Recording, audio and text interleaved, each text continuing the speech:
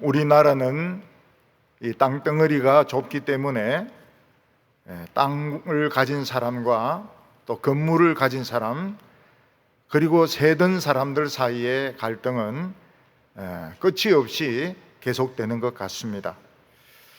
건물에 세던 사람이 유아원을 하려고 아무리 좋은 시설을 해도, 또 병원을 하려고 아무리 좋은 그런 칸막이를 만들어도, 또 식당을 하려고 아무리 좋은 시설을 만들어도 주인이 나가라 이렇게 하면 그냥 돈 한 푼 못 받고 그냥 나가야 됩니다.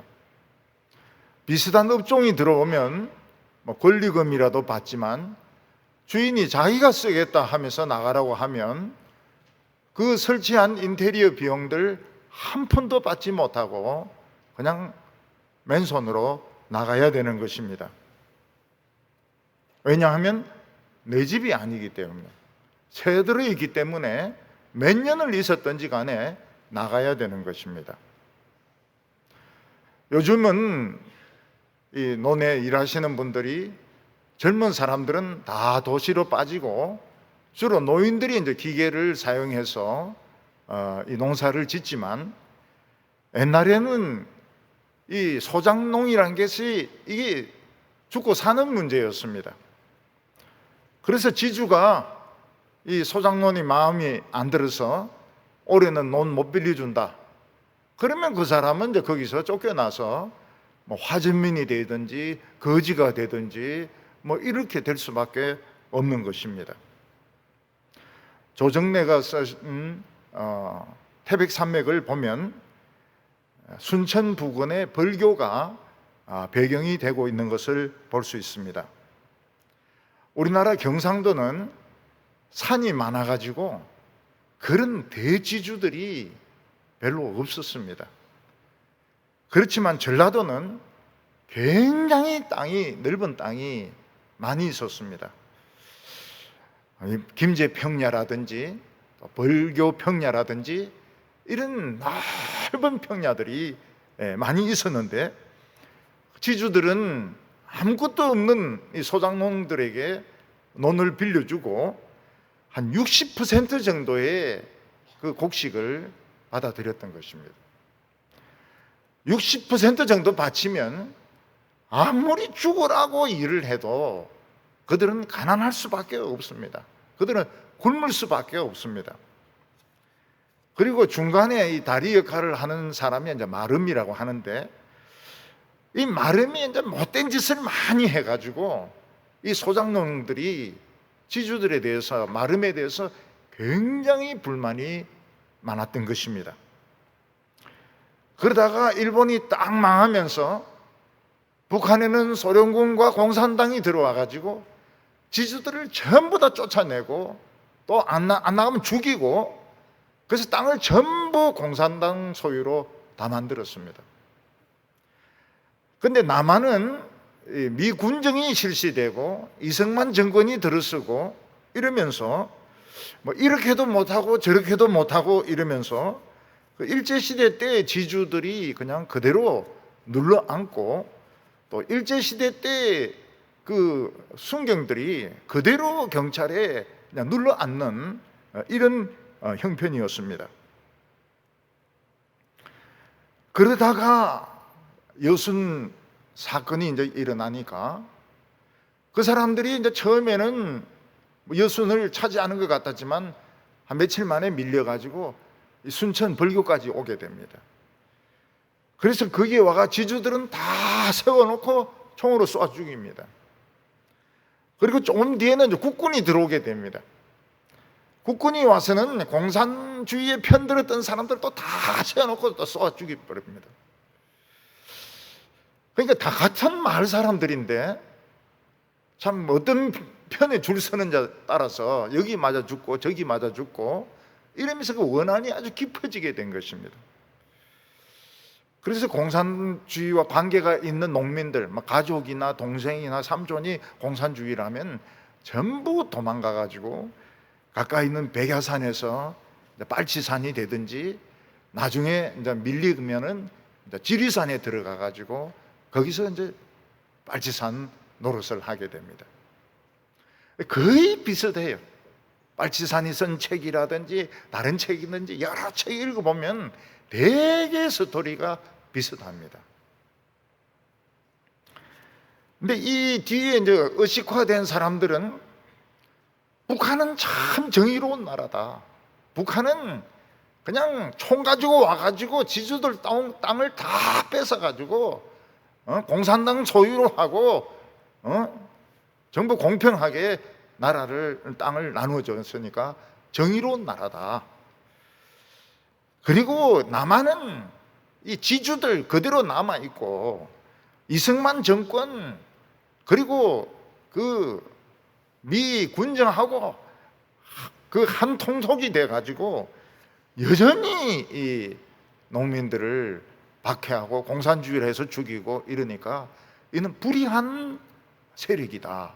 이런 의식화가 된 것입니다. 우리는 지금 2020년대에 살고 있습니다.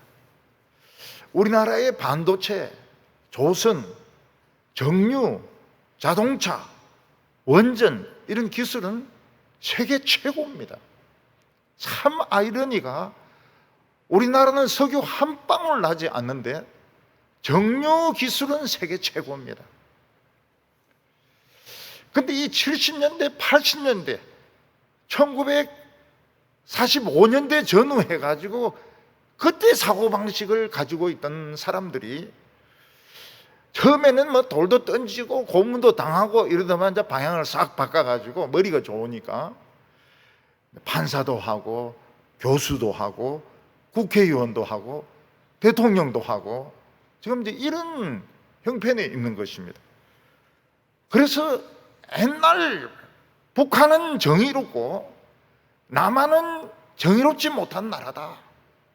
그래서 우파와 좌파가 갈라져 가지고 머리 터지라고 싸우고 있는 것입니다. 지금 남한과 북한의 경제력은 100대 1입니다. 100대 1. 불의하다고 이야기하는 남한이 100이고 북한은 1입니다. 1. 그런데도 이 사람들은 70년대, 80년대의 그 사고방식 똑같아요. 조정렬 씨의 태백산맥하고 똑같은 그 사고방식에 빠져 있어가지고 그게 정의롭다고. 그래서 우리나라를 지금 정의롭게 만들기 위해서 삼성을 죽이고, 이미 대한항공은 이미 죽였고, 삼성 죽이고, 대기업들 막 죽이려고 지금 막 땅 가진 부자들 돈 다 뺏어가지고 가난한 사람들에게 막 무상으로 지금 나눠주고 있는 것입니다. 팔레스타인 땅에서는 포도가 최고의 과일이었습니다. 맛이 기가 막히게 맛있을 뿐만 아니라 거기는 일조량이 많으니까요. 우리보다 일조량이 훨씬 많으니까 포도가 굉장히 맛이 있고, 그 다음에 이 포도를 가지고 포도주를 만들면 또 맛이 또 기가 막혔습니다. 그래서 혼인잔치 때도 포도주를 마시고, 또 뭐 큰 행사 때도 포도주를 마시고, 기분 좋으면 또 포도주를 마시고, 기분 나쁘면 포도주를 마시고. 그래서 이 뭐 포도주는 정말 최고의 그 음료수였던 것입니다. 술이고 음료수였던 것입니다. 성경은 하나님과 이스라엘 백성들의 관계를 포도원 주인과 포도원의 관계로 비유를 할 때가 많습니다. 크게 이제 세 가지를 찾아볼 수 있는데, 그 첫 번째가 이사야서 5장입니다. 하나님께서는 아주 좋은 땅에 거기에 있는 돌을 다 걷어내고 망대를 세우고 울타리를 만들고, 그리고 포도즙 짜는 틀을 만들고 최상품, 극상품의 포도를 심었습니다. 근데 나중에 포도를 따보니까 너무 뜰고 쓰고 먹을 수 없는 들포도가 맺힌 것입니다. 이것은 이제 비유입니다. 하나님께서 참 애굽에서 노예 생활하던 이스라엘 백성들을 가나안 땅에 심었는데, 하나님께서 기대하신 것은 정말 아름답고 멋있고 맛있는 그런 이스라엘 백성들이었습니다.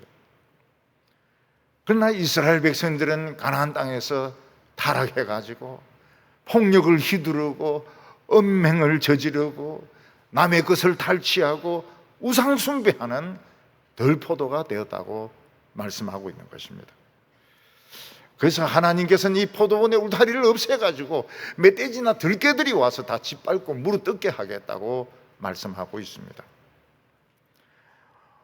두 번째로 비유는 오늘 본문 비유 말씀인데, 그 이사야서 말씀을 그냥 그대로 가지고 옵니다. 예수님께서 어떤 주인이 큰 돈을 투자해가지고 좋은 땅을 사고 울타리를 만들고 망대를 짓고 포도즙 짜는 틀을 만들고 아주 좋은 포도나무를 심었습니다.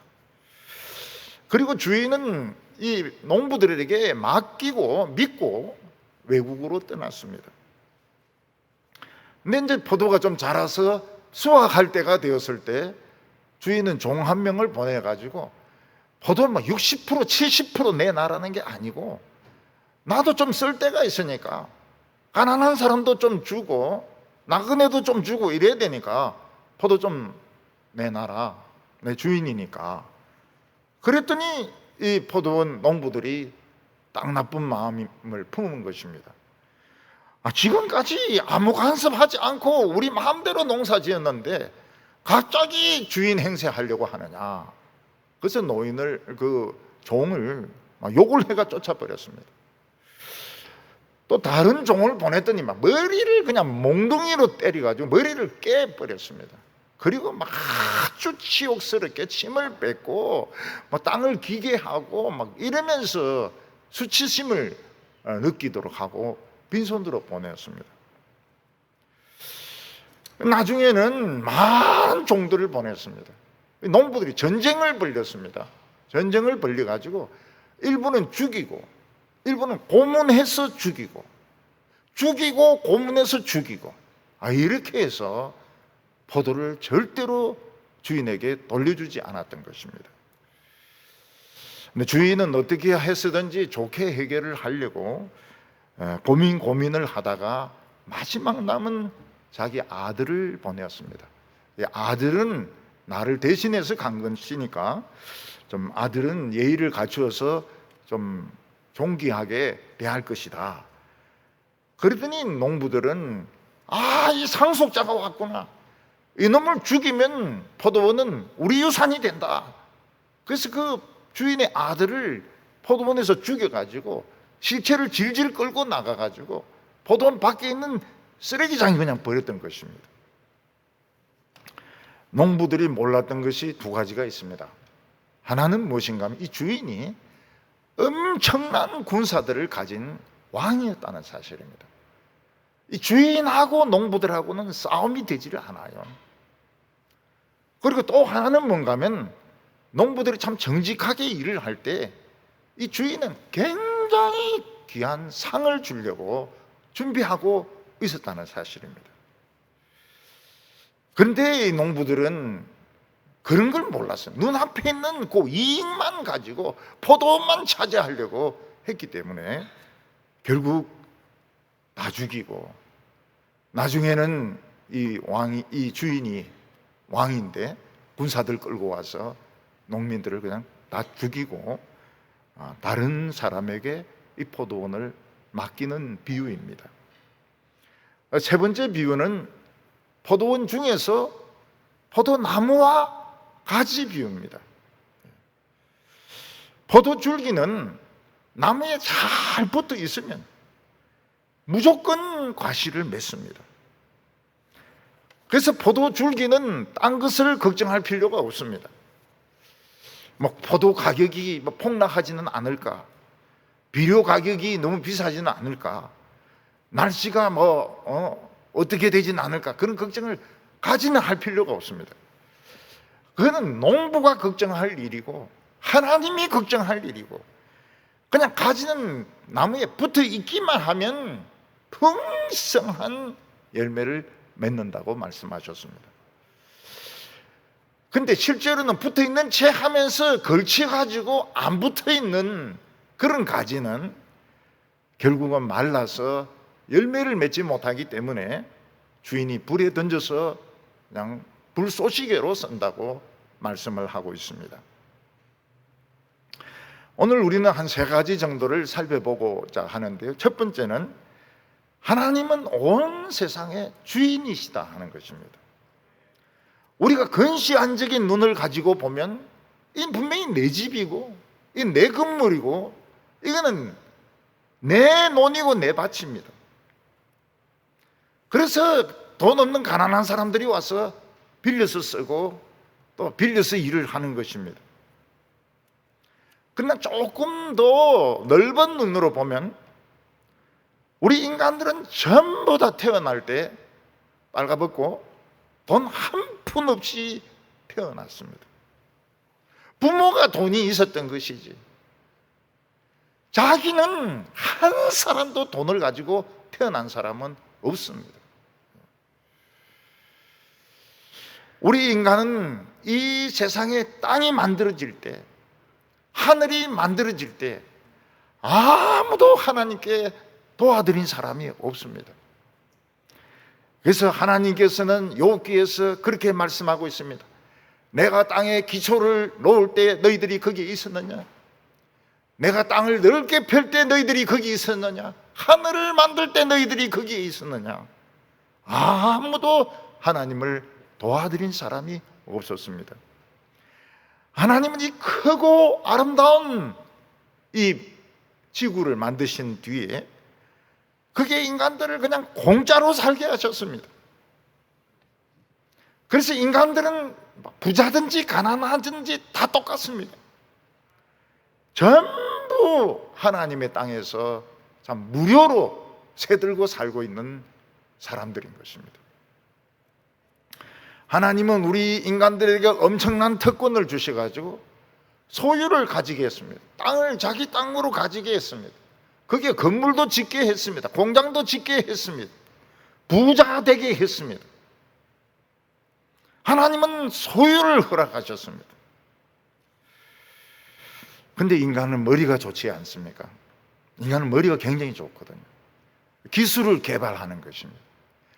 기술이 있는 사람과 없는 사람은 똑같은 인간이지만 생산력이 엄청 차이가 납니다.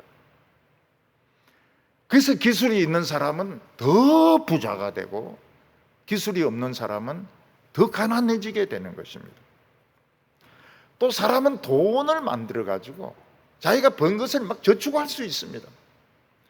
돈을 많이 모은 사람은 더 큰 땅을 살 수 있습니다.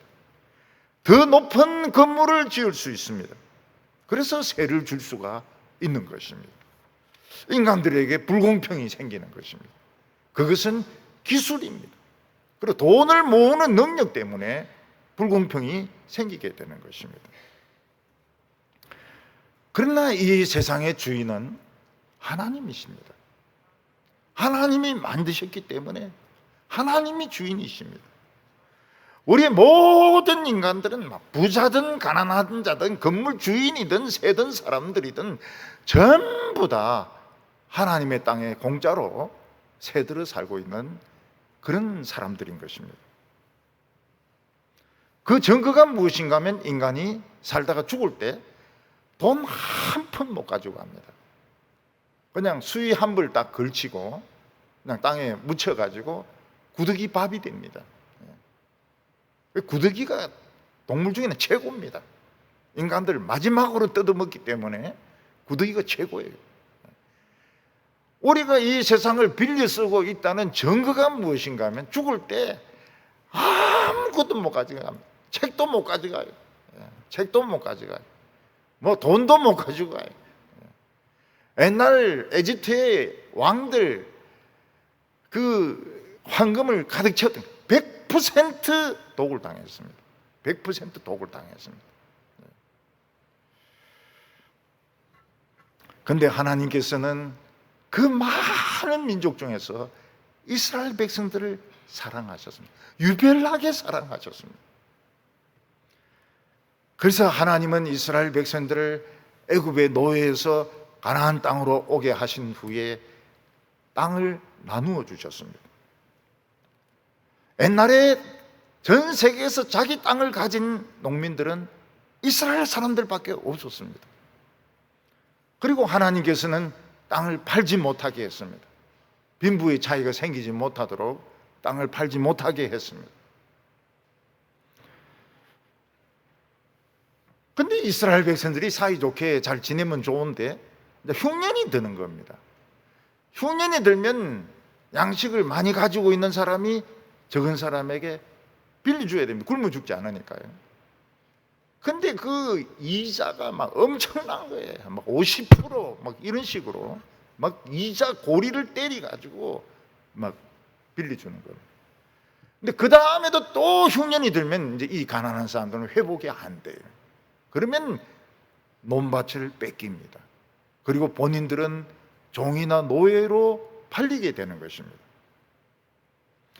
하나님께서는 이스라엘 백성들에게 무상으로 그 좋은 가나안 땅을 그냥 전부 다 주다시피 빌려주었는데 거기서 그 상품에 포도가 맺혀야 되는데 그들은 자기 이익을 챙기고 가난한 사람들 학대하고 그리고 종으로 팔아버리고 자기 집이나 자기 땅을 무지무지하게 크게 만들었던 것입니다.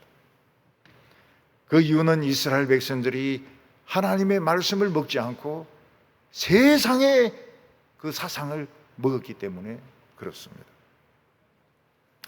예수님은 이사야서에 있는 이 비유를 그냥 그대로 가지고 오셨습니다.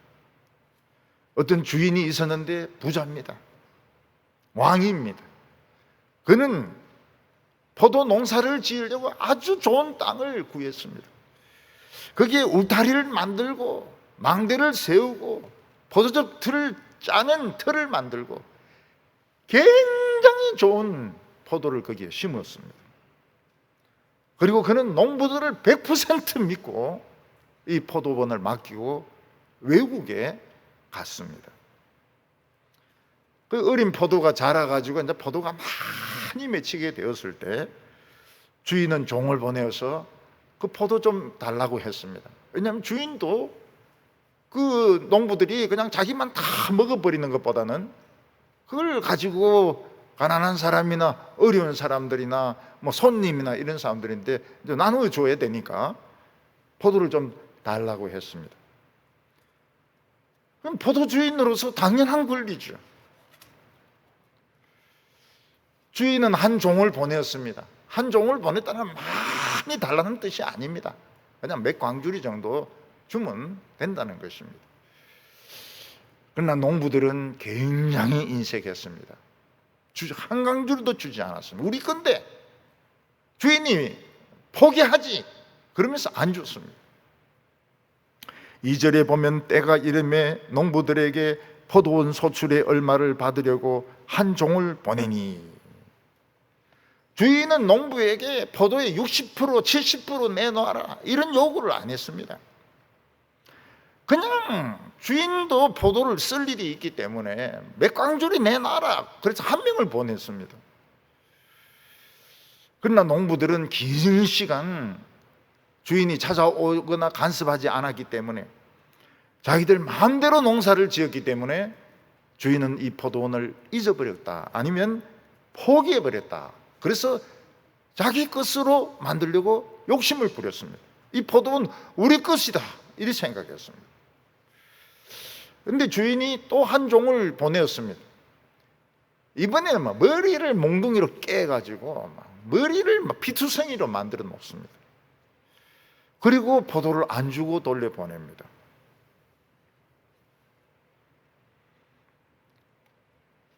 하나님께서는 이스라엘 백성들에게 진짜 유별나게 구약 성경을 읽어보면 유별나게 복을 주신 것을 볼 수 있습니다. 그것은 너희들이 하나님으로부터 엄청난 혜택을 받았으니까 노예가 주인이 되었으니까 이제는 탐욕스럽게 살지 말고 그리고 우상숭배나 음행을 부리거나 가난한 사람들 학대하지 말고, 장애인들, 병들 사람들 못되게 굴지 말고 하나님의 말씀에 순종해서 살아라. 그러면 얼마든지 포도 농사 지을 수 있고, 또 내가 귀한 선물을 주려고 준비하고 있다 하는 것이 주인의 생각이었습니다. 그래서 주인이 보낸 이 종들은 전부 선지자들이었습니다. 하나님의 말씀대로 살면 얼마든지 오래오래 가나안 땅에 살 수 있고 더 큰 복을 받을 수 있다. 말씀대로 살아라. 전부 선지자였습니다. 근데 이스라엘 백성들은 내가 농사 지은 거 가지고 내가 다 쓰지 못하고 주인이 그거 가져가면 손해 아니냐. 그래서 선지자들을 두들겨 패고 돌로 쳐서 죽였던 것입니다. 자기 것으로 만들기 위해서. 오늘 여기 두 번째로 보면 주인의 요구에 거부하는 농부들을 보게 됩니다. 농부들은 이 착각을 하고 있는데 그게 무엇인가 하면 몇 년 동안 자기들이 이 포도원을 농사를 짓고 관리했기 때문에 주인은 이제 더 간섭하지 않는다. 주인은 완전히 이 포도원을 포기했다. 이렇게 생각했던 것입니다. 이 포도원은 우리 거다. 이렇게 생각했습니다. 근데 어느 날 갑자기 주인이 종을 보내어서 내가 주인이니까 포도를 몇 강줄 좀 내놔라. 그러니까 굉장히 기분이 나쁜 거예요. 지금까지 간섭하지 않다가 왜 갑자기 포도 내놓으라고 하냐. 그래서 그 종에게 욕을 퍼부면서 당장 돌아가라고. 그 다음에는 또 다른 종 또 보내니까 막 두들겨 패가지고 머리를 막 깨버렸습니다. 요즘 사람들은 교회 헌금하지 말자 이런 운동을 막 발언을 하고 막 사람들을 막 꼬드기고 있습니다. 왜냐하면 내가 피땀 흘려 번 돈이기 때문에 이 내가 다 써야 된다는 거예요. 막 술을 마시든 음식을 먹든 외국에 돌아다니든 내가 번 돈이기 때문에 내가 다 써야 된다는 것입니다.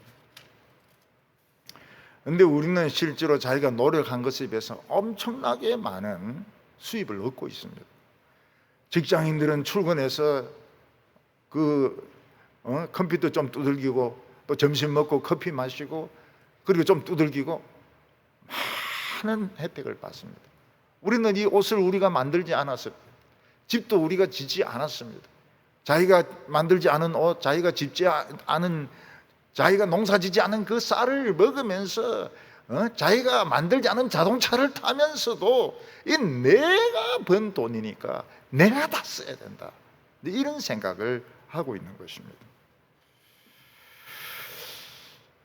하나님께서는 우리가 먹어야 되고 또 집도 있어야 되고 자녀들이 공부를 해야 된다는 것을 다 알고 계십니다. 그러나 하나님께서 우리가 번 돈을 우리 마음대로 다 쓴다면 그건 신자도 아닙니다. 세상 사람과 다를 바가 하나도 없습니다. 우리가 지금 살고 있는 거 하나님의 은혜고 축복이다. 그래서 하나님께 감사할 때 하나님이 우리 직장과 우리 가정을 하나님의 것으로 만들어 주시고 그리고 희한한 축복을 내려주시는 것입니다. 기도응답의 축복이 있습니다. 성령의 축복이 있는 것입니다. 영생의 축복이 있는 것입니다. 근데 포도원에 농사 짓는 사람들은 굉장히 건시안적인 그런 안목을 가지고 있었습니다. 주인이 먼 외국에 가 있는 틈에 이 포도원을 자기 것으로 만들자는 것입니다. 우리가 농사 지었기 때문에 우리가 다 써야 된다. 이런 생각을 가지고 있었습니다. 그래서 그들은 종을 잡아서 심하게 때리고 치욕을 주고 한 광줄도 안 주고 돌려보냈습니다. 그 이유는 이 포도원은 내 것이기 때문에 주인이 이래라 저래라 할 권리가 없다는 것입니다.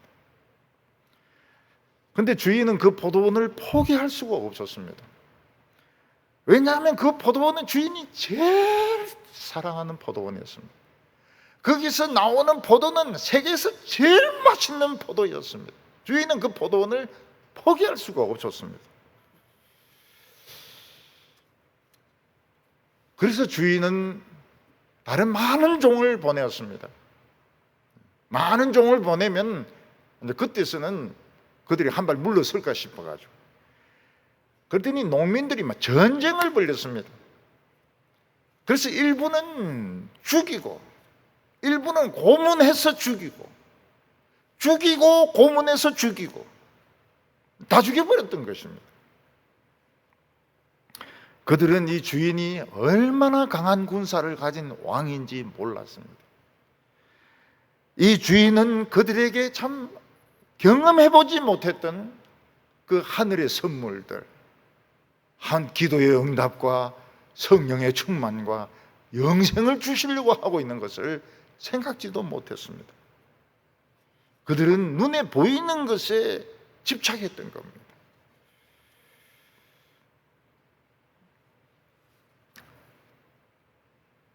하나님께서 그들에게 계속적으로 이스라엘의 종을 보내신 것은 너희들 욕심대로 살지 말고 하나님 말씀대로 살아라. 그래서 가난한 자들 흉년당했을 때 고리대금하지 말고, 모든 욕심을 다 채우지 말고, 장애인들이나 병든 사람들 무시하지 말고, 고아나 과부들 없인 여기지 말고 말씀대로 살아라. 그거 가르치는데 잔소리한다는 거예요. 간섭한다는 것입니다.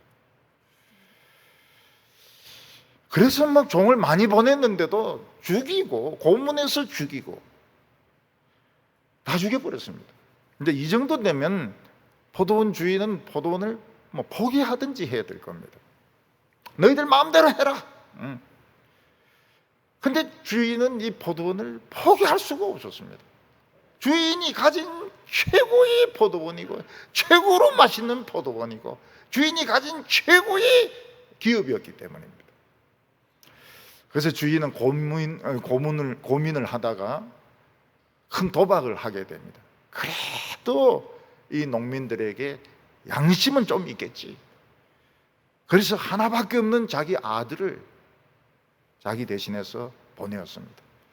내 아들은 내 대신해서 간 거니까 이들이 아들을 보면 예의를 갖추겠지. 자기들이 빌려서 쓴다는 것을 인정하겠지. 근데 이렇게 해서 큰 도박을 하고 그들의 양심을 조금이라도 믿고 아들을 보냈던 겁니다.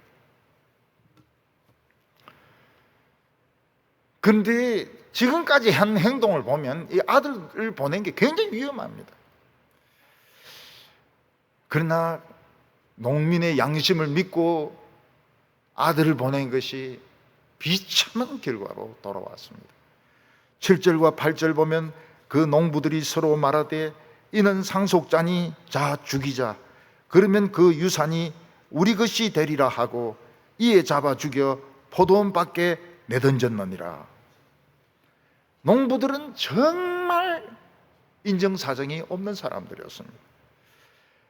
그 아들, 자기들에게 그렇게 친절을 베푼 주인의 아들이 왔는데 이 아들이 상속자인 것을 알고 그 포도원 전체를 영구적으로 빼앗기 위해서 아들을 포도원 안에서 쳐 죽이고 밖으로 질질 시체를 끌고 나가서 쓰레기통에 이 아들을 버렸던 것입니다. 그런데 유대 지도자들은 이 비유를 듣자마자 자기들에게 하는 소리로 알아들었습니다. 우리는 이게 어떻게 자기들에게 하는 소리로 들릴까 이런 생각이 드는데 유대인 농부들은 이거 자기들에게 하는 예수님의 말씀으로 생각을 했습니다.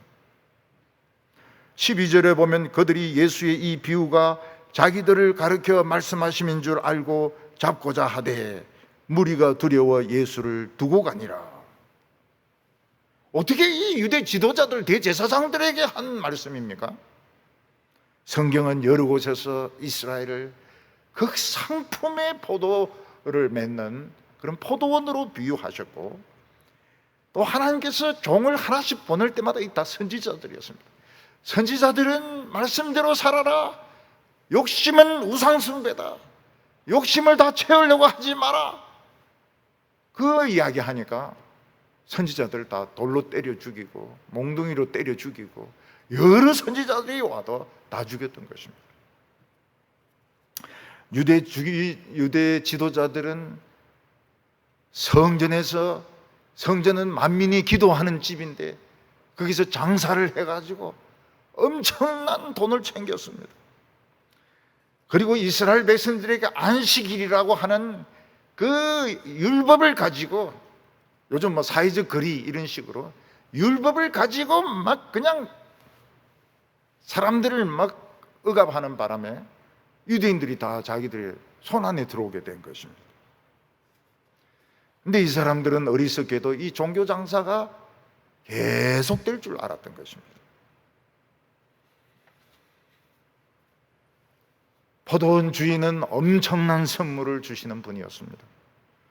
포도원 주인은 우리의 기도를 응답해 주시고 우리에게 성령의 생수를 주시고 우리에게 영생을 주시는 분입니다. 아랍 사람들은 땅에서 솟아나는 기름을 알라가 준 선물이라고 말합니다. 그런데 이 검은 기름이 문제입니다. 이거 떼가지고 공장 돌리고 자동차 하는 바람에 지금 막 하늘이 일산화탄소, 이산화탄소로 막 오염이 돼가지고 지금 막 온실 효과가 일어나가지고 막 폭우가 쏟아지고 뭐 어떤 데는 태풍이 오고 어떤 데는 가뭄이 오고 메뚜기가 생기고 막 난리입니다. 이 검은 기름은 먹을 수 없습니다. 하나님은 우리에게 기도 응답을 주지. 기도 응답 받는다는 것이 얼마나 대단한지 모릅니다. 안 믿는 사람과 믿는 사람의 차이가 뭔가 하면 위기가 왔을 때 기도를 할 수 있다는 겁니다. 근데 안 믿는 사람은 기도할 데가 없어요. 그냥 부처님, 예수님, 공자님 막 어디 있거든 좀 잘 봐주셔 뭐 이 정도입니다. 이 정도. 우리에게 성령을 주시는데 성령은 우리가 마실 수 있습니다. 우리 속사람이 새로워지고 암이 치료되고 이 스트레스가 풀리고 그리고 영생을 선물로 주시는 분이 주인인 겁니다. 그런데 주인은 이 아들까지 죽였을 때 이들을 용서할 수가 없었습니다. 그래서 아들은 이 아버지 그 포도원 주인은 군대를 보내가지고 농부들을 전부 다 죽였습니다. 그리고 이 포도원을 진짜 열매를 맺어서 바칠 수 있는 다른 사람에게 맡겼습니다. 그 다른 사람이 누굽니까? 우리 같은 이방인인 것입니다. 9절에 보면 포도원 주인이 어떻게 하겠느냐? 와서 그 포도 농부들을 진멸하고 포도원을 다른 사람에게 주리라. 여기 나오는 다른 사람이 우리 이방인, 우리 한국 교인들, 우리들인 것입니다. 우리는 이스라엘의 배반 때문에 하나님의 포도원을 차지하게 되었습니다. 그래서 우리가 해야 될 것이 무엇입니까? 우리는 모든 것을 다 내 것으로 만드는 것이 아니고 감사하고 일단 감사가 있어야 됩니다. 그리고 사랑이 있어야 됩니다. 그런데 놀라운 것은 이 한국 교회가 유대인들 그 유대교를 그대로 따라합니다. 예배는 막 참 잘 드리는 것 같은데 감사가 없어요. 불만이 꽉 차 있습니다. 예배 드리면서 불만이 뭐가 불만인지 모르겠어요. 예배가 긴 게 불만인지, 앉아있는 분들 주스 안 주는 것이 불만인지, 뭐 에스컬레이터가 없는 게 불만이 꽉 차 있어요. 교회 오면은 불만이 꽉 차 있어요. 그 감사 안 합니다. 감사 안 해요. 그냥 상대방에게 상처를 주고 욕을 하고 지멋대로 하고 있는 것입니다. 왜 망한 사람들 그걸 따라하는지 모르겠어요. 망한 사람들 그걸 따라하면 안 돼요. 우리는 감사하면서 예배를 드려야 됩니다. 참 2단계구나. 감사합니다. 3단계가 아니라서 감사합니다. 그리고 이 건강을 주셔서 감사합니다. 그리고 우리는 뭘 해야 됩니까? 우리는 감사를 해야 되고 그리고 참 하나님께 이 영광을 돌려드리고 사랑이 있어야 됩니다. 교인들끼리 사랑이 있어야 돼요. 사랑이 있어야 돼요. 저거 혹시 확진자 아니야? 의심의 눈으로 보지 말고요. 의심의 눈으로 보지 말고. 의심하는 사람들 굉장히 많아요. 얼굴 벌겋면 손해봅니다. 저 확진자 아니야? 한국 교회는 교인들에게 막 헌금을 강요합니다. 예배 시간마다 헌금을 내라 그럽니다. 그러면 착한 교인들은 또 헌금을 내요. 그러면 예배당을 크게 현대식으로 짓고, 또 교인들은 큰 교회인가 뭔가 있는가 싶어서 막 꽉꽉 몰려오니까 헌금이 더 이제 많이 오게 되는 겁니다. 그거로 막 무슨 사업을 벌리고, 무슨 선교 사업을 벌리고, 구제 사업을 벌리고, 교육 사업을, 의료 사업을 벌리고, 막 온갖 사업을 다 벌립니다.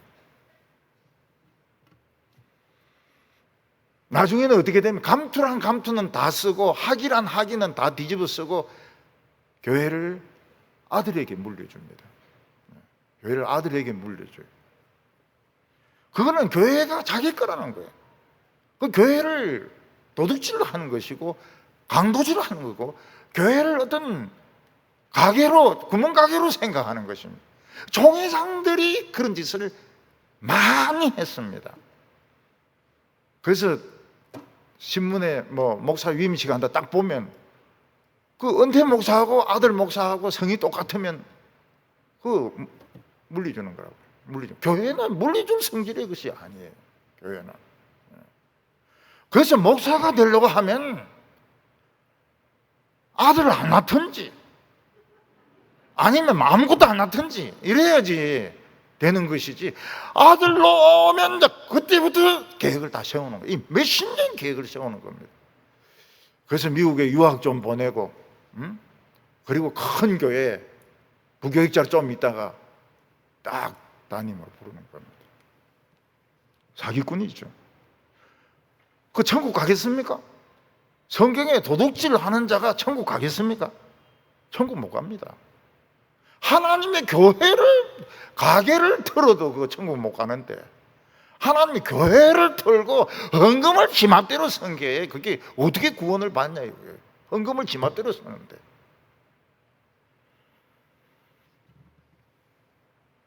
이 교회가 사기업체입니까? 구멍가게입니까? 이 자기 재산입니까? 목사가 돈 벌었습니까? 근데 물리주는 거예요. 하나님은 이스라엘 백성들을 진멸하셨습니다. 30년 후에 로마와 유대인들이 전쟁을 벌이는데 예루살렘에서만 110만 명이 죽습니다. 유대인들 110만 명, 죽은 확실한 인원만 110만 명입니다. 그리고 20만 명이 로마로 끌려가서 콜로세움 원형 경기장을 짓습니다. 이 원형 경기장은 유대인들에게 피눈물 나는 건물입니다. 그리고 전부 다 노예로 전 세계에 팔려가게 됩니다. 지금 있는 로마의 콜로세움은 옛날 콜로세움의 한 4분의 1밖에 안 됩니다. 아주 작은 규모로 다운사이징 된 것이죠.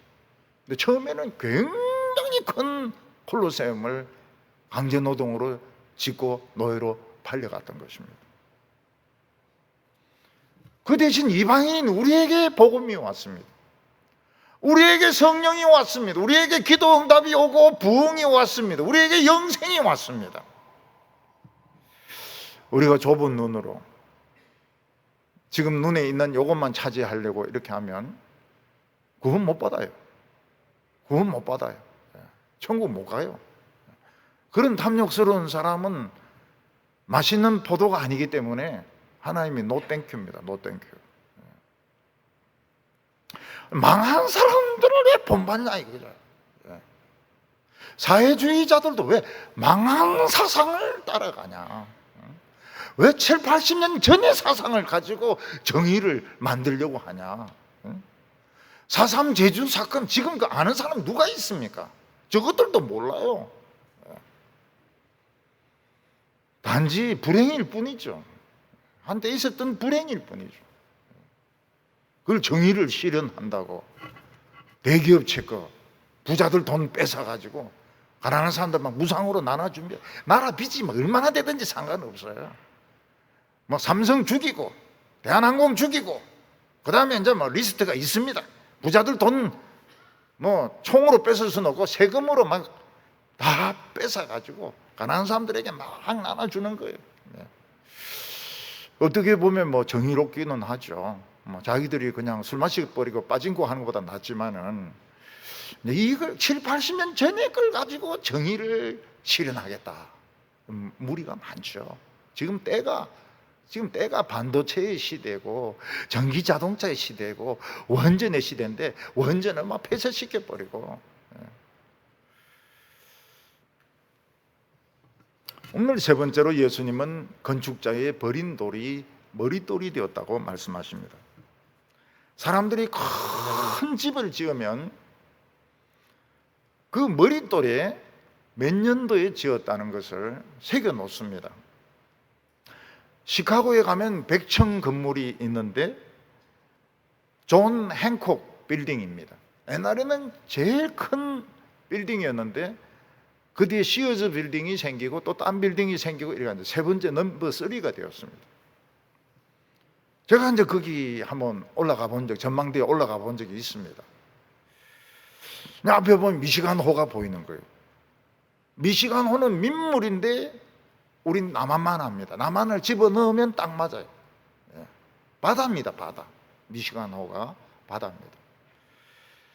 그리고 시어저 빌딩에서 보면은 세 개 주가 보입니다. 일리노이주, 미시간주, 인디아나주가 보입니다. 근데 그 건물에 딱 들었으면 큰 돌에 누가 설계자며 누가 건축했으며 누가 주인이며 높이가 얼마며 이걸 큰 돌로 새겨 놓았습니다. 그게 이제 머릿돌인 거죠. 이름표고 얼굴인 것입니다. 제가 이제 엘리베이터를 타고 내려오면서 옆에 있는 다른 분에게 저 꼭대기에서 보면은 미시간주, 일리노이주, 인디아나주가 보인다 이랬더니 똑같이 옆에 미국인이 똑같은 말을 따라하는 거예요.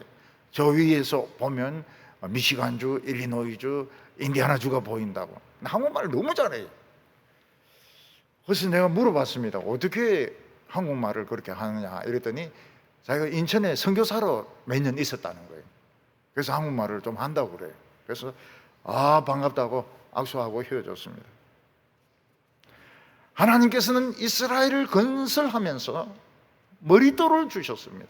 그게 하나님의 말씀이고 하나님의 아들 예수 그리스도가 머릿돌인 것입니다. 그런데 유대인들은 이 건물을 자기 것으로 만들기 위해서 그 돌을 버렸습니다. 건축자가 돌을 버렸어요. 그냥 버린 게 아니고 깨가지고 버린 것입니다. 근데 나중에 보니까 돌이 붙어가지고 머릿돌이 되어 있는 것입니다.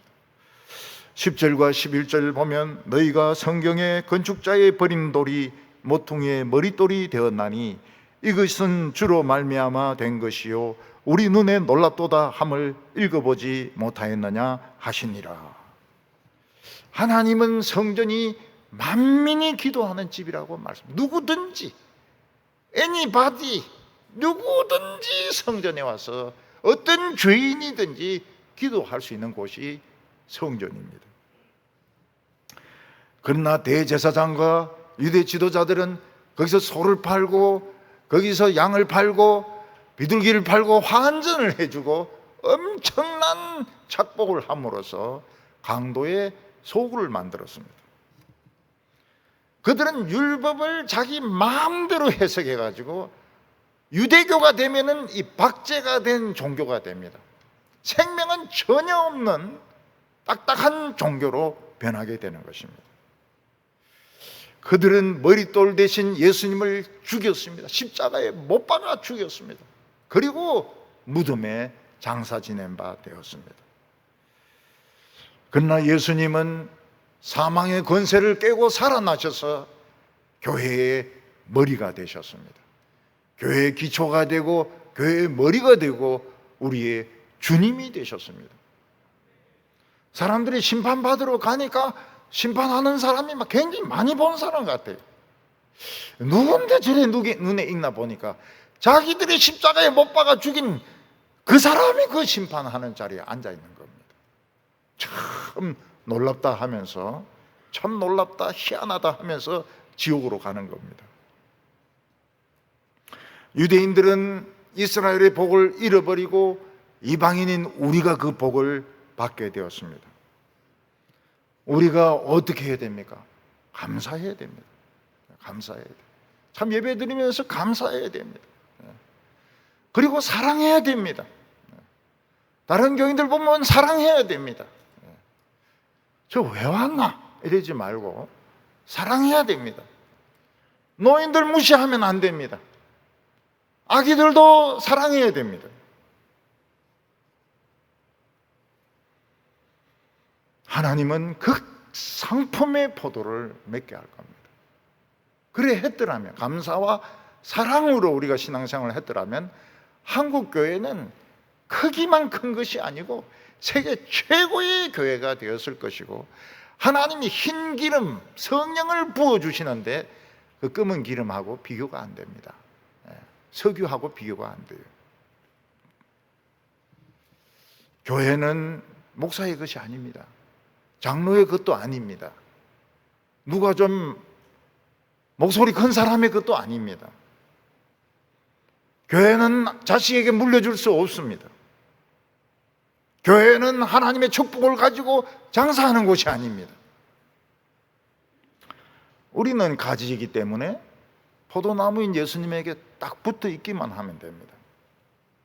우리는 날씨나 코로나나 또는 정치나 경제나 지금 위정자들 염려할 필요 없어요. 그거는 하나님이 다 걱정하실 것이고, 우리는 포도나무에, 성경에 딱 붙어가지고 성경의 진을 빨아먹으면 열매는 맺히게 되어 있는 것입니다. 세계적인 포도와 포도주가 만들어지게 됩니다.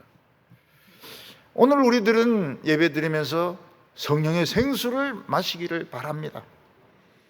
그래서 멋진 인생을 사시기를 바랍니다.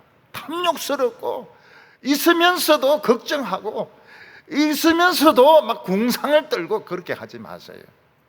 아주 멋있는 인생을 사시기를 바랍니다.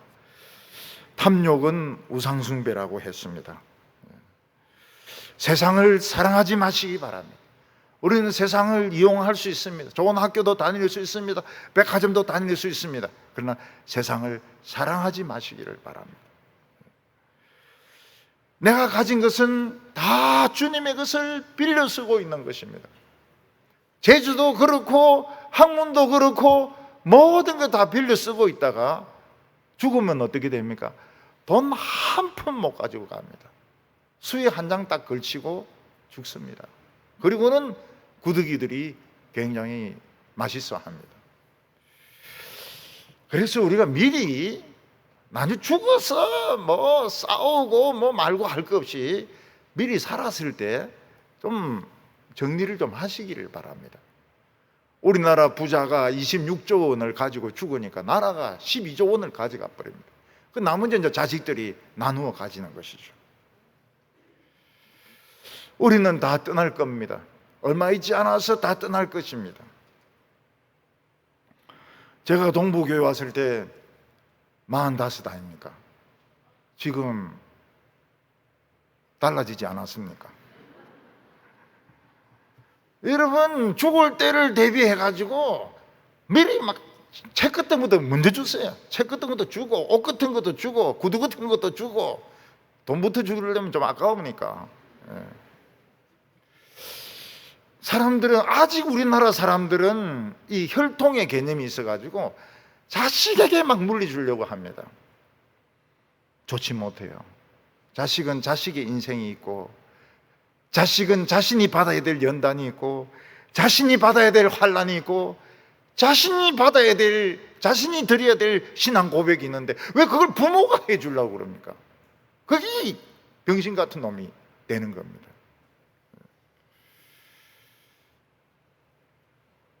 우리는 태어날 때도 빈손이고 죽을 때도 빈손입니다.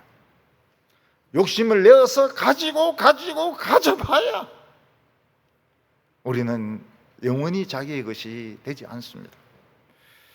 그 상품의 포도를 맺어서 하나님께 바칠 때 하나님은 기도 응답해 주시고 성령을 주시고 우리에게 영생을 주시는데 전부 다 영생에 참여하는 성도들이 되시기 바랍니다. 기도드리겠습니다. 거룩하신 하나님 아버지, 하나님의 포도원을 차지할 자격도 없는 저희들에게 이 좋은 포도원을 맡겨주셔서 감사합니다. 우리는 포도원의 가지입니다. 포도나무에 붙어서 하나님의 말씀의 진액을 빨아먹게 하여 주시고 최고의 극상품의 포도를 맺어서 하나님을 기쁘시게 할 수 있는 저희들 되게 하여 주시옵소서. 교회가 돈을 사랑하지 말게 하여 주시고 세상을 사랑하지 말게 하여 주시고 교인들이 이 세상에 쏘아 넘어가지 말게 하여 주시고 우리가 죽을 때를 생각하고 미리부터 준비하는 우리 성도들 되게 하여 주시옵소서. 예수님의 이름으로 기도하옵나이다. 아멘.